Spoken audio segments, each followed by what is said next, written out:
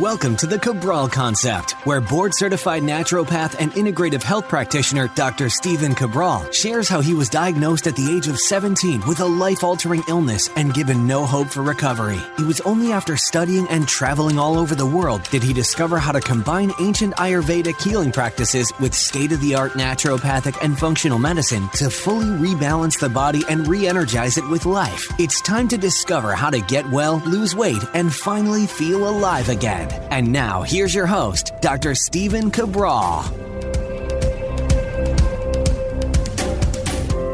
Hi, everyone, and welcome back to the show. We're here today with our Wellness and Weight Loss Wednesday show, going over the differences as well as the importance of prebiotics. So prebiotics is becoming more popular in the media, which simply means that you're going to see it more online. There's more articles written. There's more supplements created about prebiotics, which are different than probiotics. We're going to go over if you actually need to be taking a prebiotic supplement or if you can get it with whole food instead. So one of the things that I always like to share with you is really the truth behind all of these different media-based articles and whatever the latest fads are. And some things absolutely do stand up and they've been holding to the test of time. Keep in mind that anything that the media reports on has already been done and being used for probably many decades, and prebiotics are one of those things. The problem is that prebiotics are really something that you need to be careful with using at a larger dosage if you're not at the right stage in your gut health, I would say development as well as repair-based process. If you've tuned into my previous show on how to heal leaky gut, that was episode 1649.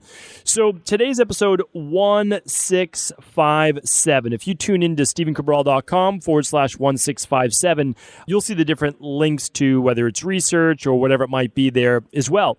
So before we get started with prebiotics, I want to share with you just a refresher on probiotics. If you're not familiar with probiotics and what they are, essentially, think of it like this. You're born with a set amount. It changes, of course. It will vary, but you're born with a specific type and set amount of bacteria in your gut. And typically, yes, some of that is already in the intestinal tract. That means the small intestine, large intestine. That makes up about 25 feet or so of your gut tract, just a little bit more, typically about 21 to 23 feet for that small intestine, and then about 5-6 feet for the large intestine. Large intestine, also called the colon, it's typically a little thicker, giving it the name large intestine, rather than the small intestine, which is actually longer. So here's what I want you to know. Also, during the birth process, so yes, you have bacteria in your gut. It's not like you can't get that without a vaginal-based delivery while being born, but you are picking up a lot of that good gut bacteria for your intestines during a vaginal-based birth. That's one of the important reasons for a vaginal-based birth. But of course, I understand that not every woman is able to actually have a vaginal-based birth for many different reasons. So, but it just goes to show then there's the importance of that. And as an infant may want to be supplementing with a infant-based probiotic to make sure they get B. infantis, they get L. reuteri, and a few of the other good probiotics as well. So again, it's something to think about. It's something to research and see if it's the right fit for you and your baby. Now, what I want to share with you, though, is the probiotics are the pro-life or the pro-bacteria in the gut. That's essentially what it stands for, right? Probiotic, that's where it comes from.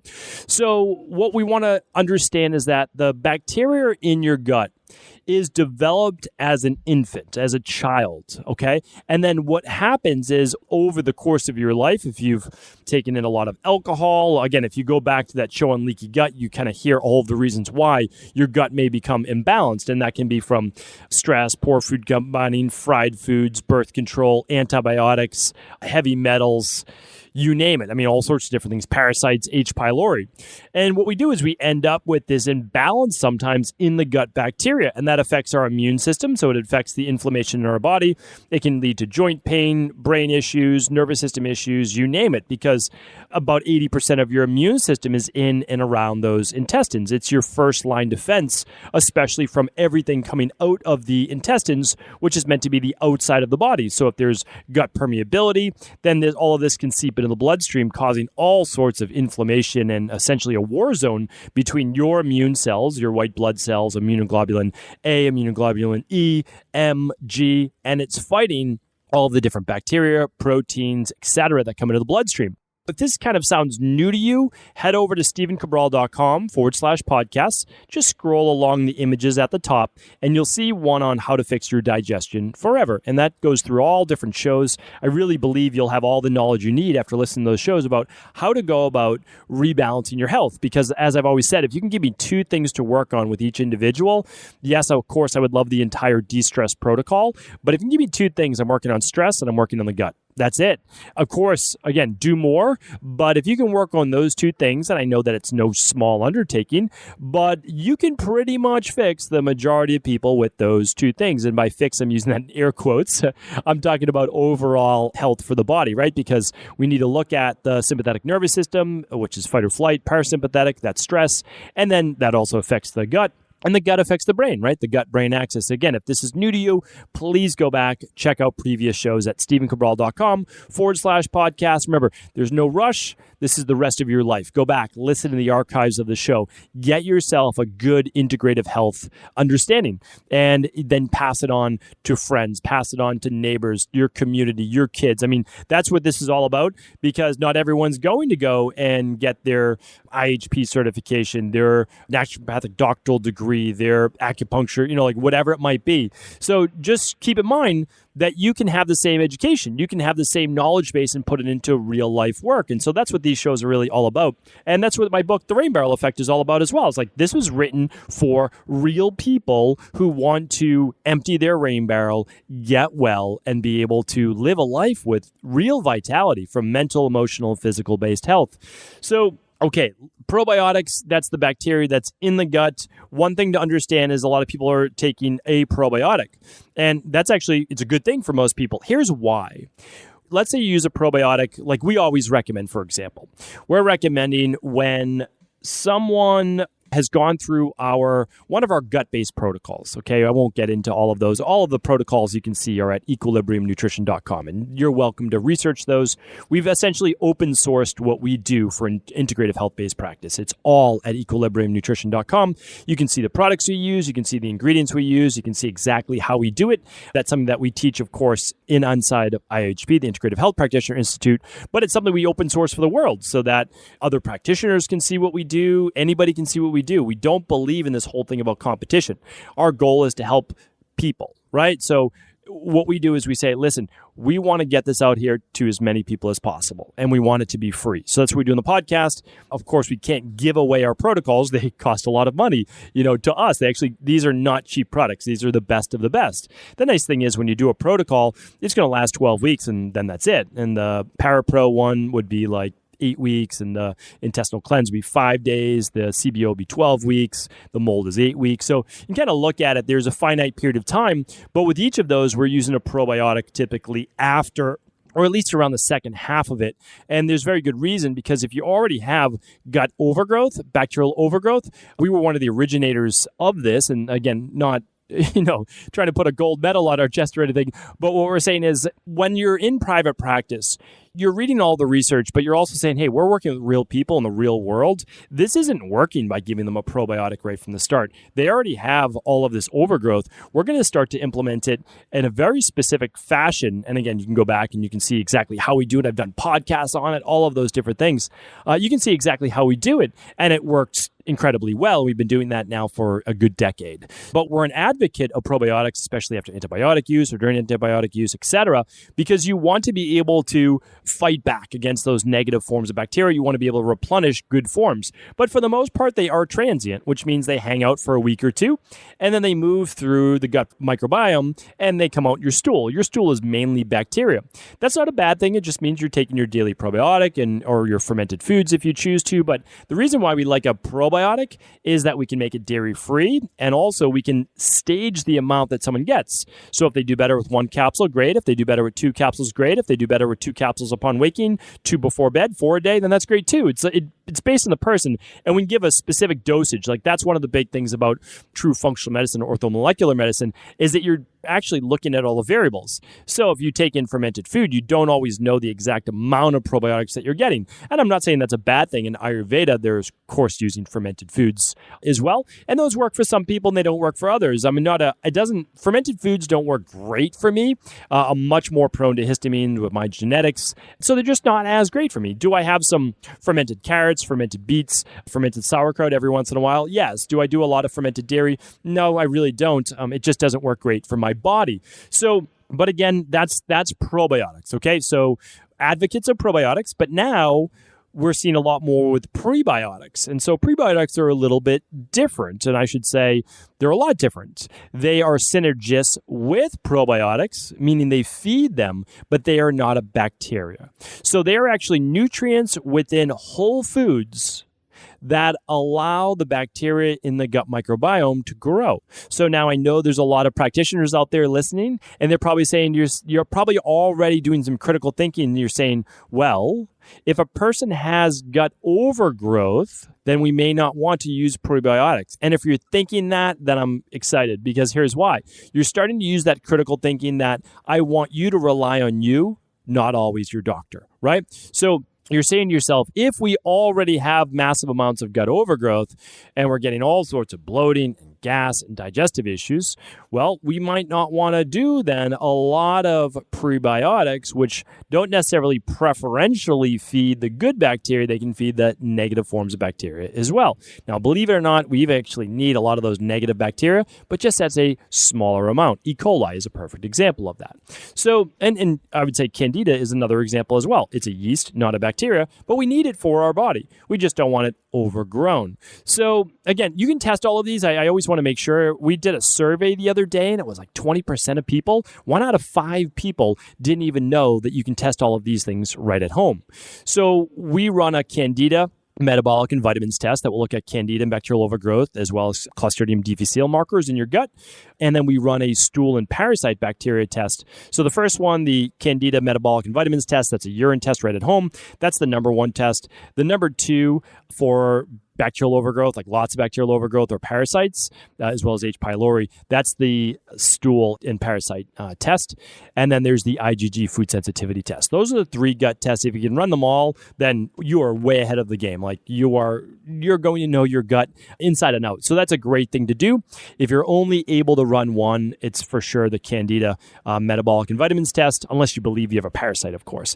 And so the reason why I say that is that you're going to get data on your gut, your mitochondrial function, your detox, your vitamin levels, or certain neurotransmitter-based markers. It's an incredible test. So those are all available at equilibriumnutrition.com, or if you're always free to work with your local integrative health practitioner or a naturopathic doctor that specializes in your local area. And that's great too. So again, my job is to get you the information, and then you can follow up on it and really do what you see is best for you and your family. That's what it's all about. Okay, so, all right, prebiotics, we've established they're not bacteria, but they're actually nutrients found in food that feed good gut bacteria. Okay, and I would say yeast as well. So now that we know that, we want to understand when we use these prebiotics. Well, prebiotics are going to be used when you're using probiotics, and then when you can ramp it up when your gut microbiome is balanced, meaning like you don't have the gas, the bloating, etc.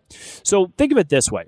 Let's say, for example, you're using one of our gut-based protocols. We won't even name a specific one.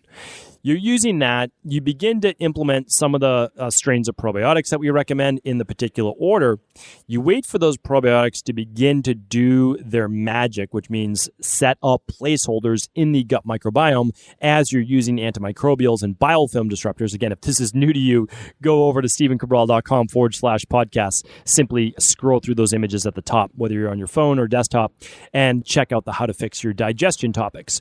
I mean, you'll really go through all of our different protocols. We spell it all out.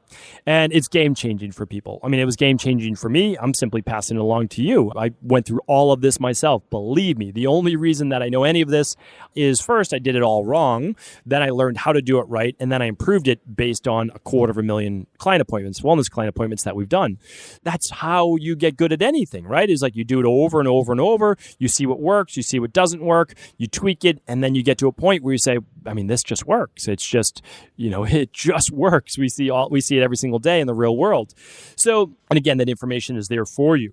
So the prebiotics, then we start to ramp up slowly. Okay. You don't want to overdo the prebiotics. Like people found out, I want to use all these different fermented vegetables, and then all of a sudden they don't feel so well. Well, it probably was ramped up too fast. I was also, and it's not that you ever stop being, but I got certified as a GAPS practitioner many, many years ago in the beginning of GAPS, essentially, and working with a lot of children with autism and other, we'll say, psychological, yes, but it's physiological as well. It's how the physiology actually affects the psychology, because what happens is what affects your gut can actually affect your brain and your nervous system. So one of the things that was, I think, special about that program is that Dr. Natasha as well understood that we had to really ramp up, I would say, I don't know if ramp up is the right word, but let's use it, ramp up slowly the amount of prebiotics we used in the diet. And that was really, really important, because there would often be a regression. There would actually be more symptoms if we went too fast with these prebiotics. So prebiotics, again, getting more popular in the news, and the supplements you're going to see. So when you look at prebiotic supplements, and then we'll go over even if you need them or not, you're going to see names like this, inulin. And inulin is going to come from certain roots, but also grains as well. And we'll talk about those grains in a moment. But you'll see the inulin extracts in a prebiotic-based supplement. And sometimes the supplement actually contains probiotics and prebiotics. I'm going to go over whether I like those or not in just a moment. Sometimes you'll see certain types of arabinose. You'll see resistant starch. Resistant starch is going to come from certain legumes and oatmeal as well. We'll talk about that, especially cold oatmeal or overnight oats.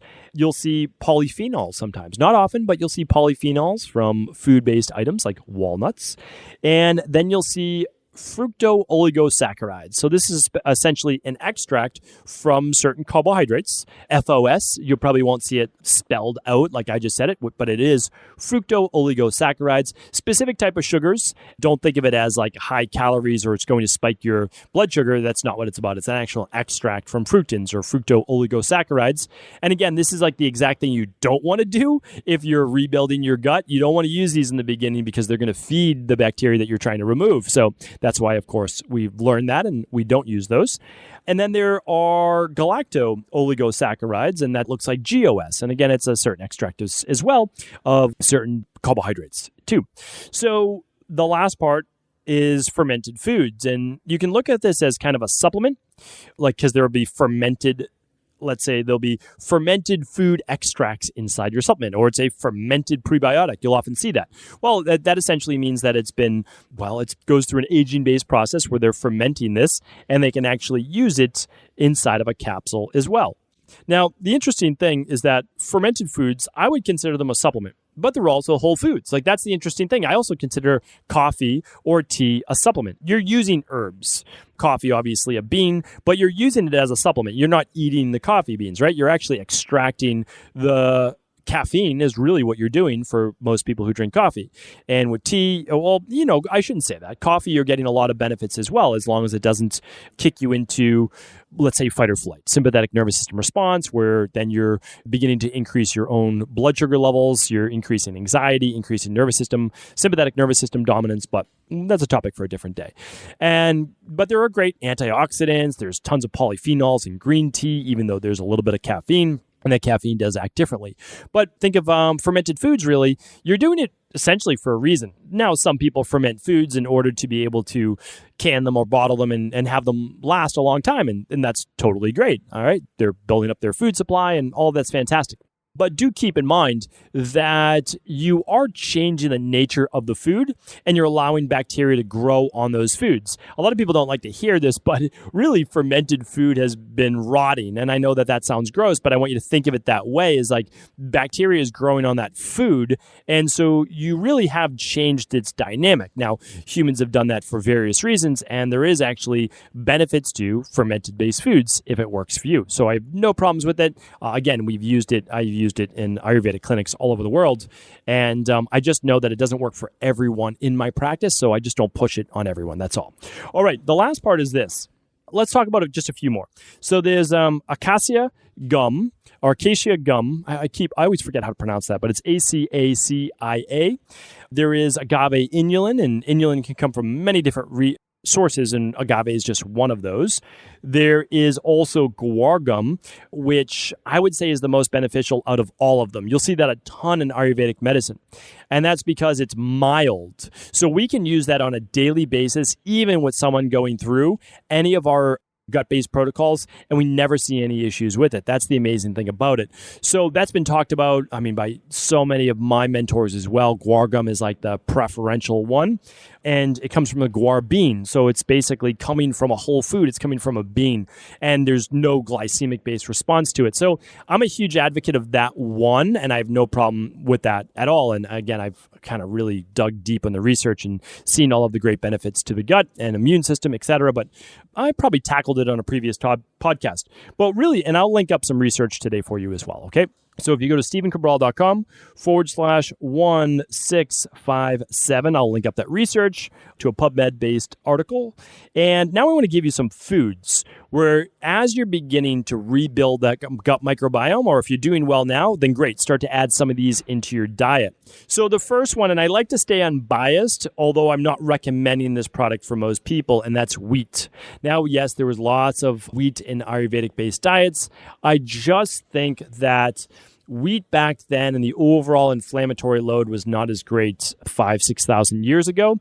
I think that, I know that there were different hybridizations of wheat that have gone on, but regardless, most people with autoimmune issues, thyroid issues, gut issues, any type of inflammatory issue really shouldn't be taking in a lot of wheat. So, and not an advocate, but where else could you get some inulin or resistant starch? And that's with oatmeal. Oatmeal is a really easy one to get in. And if you're dealing with cholesterol issues, blood pressure issues, etc., look up the benefits. I've done podcasts on it, on oatmeal and those things. Now, if you're on a weight loss program, well, you won't start with oatmeal. That's totally fine, but it doesn't mean in 12 weeks from now, you can't start to potentially add some in.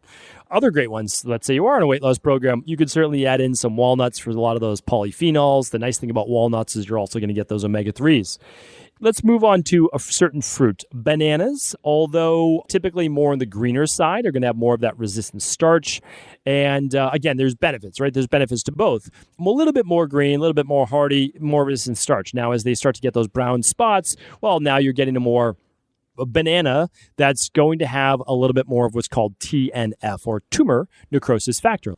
So that's also great for the body too. So it's not like you can't get the benefits of both. What I typically tell people is an easy thing for baking a gluten-free, dairy-free recipe or to eat is the bananas with the little brown spots. And if you're making a smoothie, well, you might throw in a couple of the just green tip. I'm not talking about the whole banana. I'm just talking about the tip of the banana being a little bit green, and you'll have a little bit more resistant starch. That'll make your smoothie a lot thicker as well. And of course, you can freeze those as well in chunks. Okay, probably you're going to see this as you're doing your prebiotic research. Jerusalem artichokes, one of the biggest prebiotics out there. Asparagus is another great one for prebiotics. There's also dandelion tea. There's also chicory root tea. Any one of those is going to provide you with some inulin, and that works for some people, not for others. So do keep in mind, not everybody sees great benefits from that. If you start to feel a little bit of itchy eyes or any hives or even a little bloating, keep in mind you might not do well with chicory root or that type of inulin. Then there's legumes and beans. This is something nice that Ayurveda has talked about again for many thousands of years. Split mung beans are basically green lentils that have been split in half. And you can also get sprouted lentils, which I definitely recommend, easier to digest, and just cook them up really well. That gets rid of a lot of the issues that most people complain about with beans in general. When I eat like black beans or something that I enjoy eating, really love putting them in a food. So basically you can soak them. You can also put them in a food processor and just blend them down, or throw them in a Vitamix or Blendtec or whatever your favorite blender is, and turn them into a soup. Really nice way of doing it too. It's much easier to digest when you break down that outer layer. And then there's onions and garlic. We actually don't add in onions and garlic into our gut-based protocols for about 6 to 8 weeks, onions being the bigger offender. If garlic could be an issue for different reasons with sulfur, but in terms of a prebiotic. And again, you might not be ready for those for 12 weeks, but it doesn't mean that you can't be ready one day for them. It's just one potential thing to look for. And then really in closing with the foods, I want you to think about this. Most vegetables, think about vegetables and all the fiber that you get from those. let me add flax seeds before I do. So flax seeds are another great one. We actually add a little flax to our daily nutritional support. There's some psyllium in there. But think about this. Fiber in your diet. That's why I get so nervous for people doing these long-term low-carb diets. Unless it's high in vegetables, not going to be a good long-term solution. It's really not, because your gut microbiome is so important in the overall health of your body. You can feel good in the short term, but what is going on with your body in the long term? That's what it's all about. So a lot of times we kind of get hung up with, well, what's the best, what's not the best? And sure, there's certainly some foods that I just named that are higher in prebiotics. But if you're getting your 7 to 9 cups of fruit and veggies every single day, predominantly vegetables, you're doing a great job. You're getting a lot of those prebiotics in there. And that's why a lot of people don't do well with vegetables. Well, they don't do well with vegetables because they have a gut microbiome imbalance. That's what I keep trying to share with people. You fix the gut microbiome imbalance, then you can start eating vegetables again. You can start eating carbs again. So that's really what it's all about. It's not putting a Band-Aid on this with a certain diet. It's beginning to rebalance the gut microbiome, and then from there, you'll be able to enjoy a nice, happy, healthy life, and your gut will be happy as well. So think about this, 7 to 9 servings of fruit and veggies every day, predominantly vegetables. You're going to be getting a lot of those prebiotics, and that's why I don't necessarily think that people need to be using a prebiotic supplement. I really don't. I think you can get it through a good whole food diet. You're not going to get the probiotic strains that most likely you do need, so that's why I do believe that a daily probiotic for most people is going to be fantastic. Try to make it dairy-free. Try to make it a delayed release capsule if possible, and you're going to be getting a ton of benefits. So thank you so much. Hopefully this show was helpful. And of course, if there's any questions, my team and I are here to help. And if this podcast was helpful, do feel free to share it with anyone else you believe it could serve. Take care, everybody. Thank you so much for just tuning into the show. And before you go, we have what very well may be our most important offer to date for our community. And that is, we are trying to do everything that we can to help you boost your immune system naturally, to get well, rebalance the body, and make sure that you have adequate levels of nutrients in your body, vitamins, minerals, omega-3s, etc., and that you don't have toxicities coming into this fall and this winter. This winter, this fall is not like any other time we've ever been through in most of our lifetimes. This is a time more important than ever to make sure that we are well, that we are healthy, and that we are balanced. And so what I asked my team at Equilibrium Nutrition to do is, can we allow other people to do what I'm doing, which is running my Big 5 labs for a second time this year. I ordinarily run them around my birthday in March every single year without fail. I do that every single year. But this year I'm running them a second time. And I'm doing that because I want to make sure, because your body's not static, that I'm where I need to be in terms of my immune system, so that if I'm traveling, I stay healthy, I stay well. And I'm doing the same for my family too. And I'm asking those people in our private practice and recommending it that they do it. So I said, if we're recommending this for friends, for family, and people in our private health coaching practice, how could we not offer this to our community as well? We've never done this before, and it's absolutely for a limited number. We are going to offer our Big 5 labs at a discounted price. We've done before a 10% off discount, which is absolutely a huge discount because these labs are already discounted about $500. But we like to do that for people because we know the power behind finding out this amount of data. You look at your gut function, candida overgrowth, bacterial overgrowth. You look at mitochondrial function. You look at your vitamin levels. You're looking at your mineral levels, your heavy metals. You are looking at your omega-3s to your omega-6s. So you're looking at inflammation. You're looking at food sensitivities. And you're also checking out all of the hormones. You're checking out cortisol levels throughout the day, thyroid levels, T4, T3, TSH, TPO. You're looking at estrogen, progesterone, testosterone. You're looking at estrogen dominance if there's any of that. And you're looking at your blood sugar levels as well in terms of insulin and hemoglobin A1C. The amount of data you get is unbelievable. And that's why I see huge value in it. And I think most people would run the Big 5 labs if it simply wasn't due to the finances. That's it. I mean, that's the only reason why you want to get this type of data, because you can't get it through blood work with your doctor alone. And that's because conventional medicine specializes in sick care. What we want to do is help people with true health care. We want to help them look at what are the underlying root causes within their body that may be keeping them unwell, unbalanced, or more at risk for a lower immune system. So our goal is to make sure that people are prepared, that they are healthy, and that they are safe. And that's, again, this is why I'm doing it for myself, and I'm doing it for those people in my family as well in our private practice. So instead of the 10% off, we wanted to be able to do more. I asked my team to do more. What could we do? So we're actually offering $500 off our already discounted price of the Big 5 Labs. That means the Big 5 Labs, for the first time ever, is now less than $1,000, which, when you look at it, is an incredible price because we are actually going to lose a little bit of money on these labs. And you might say, well, that's crazy. Why would you ever do that? Well, here's why. You're getting the Big 5 Labs, plus you're getting the 60 to 90 minute health coaching call with it to explain your labs, what they mean, and then you're getting a program tailored for you. But we're doing this because it's the right thing to do. Because it's what people probably need the most right now is not to guess, to be able to test, to look at what their underlying root cause imbalances are. And we know that this is for our community. Many people have already bought nutritional supplements before. Many people have already bought labs before. So this Big 5 Lab bundle, we're reserving 100. So there's only 100. We certainly can't do this for 1,000, but we can do it for 100 people. And these Big 5 Labs is to be used by one person individually. That can't be broken up. So if you feel like this is the right time for you, you want to be able to gather all of this data for one place, have someone that's knowledgeable in the labs be able to explain them to you, and then give you a program tailored to you to help with those deficiencies and toxicities. This is the time to do that right now. I wish you all well. Let me know how we can help. My team and I can help in any way. Of course, we're available to you. Just let us know. And if this offer seems right, head on over to equilibriumnutrition.com while supplies last. Take care.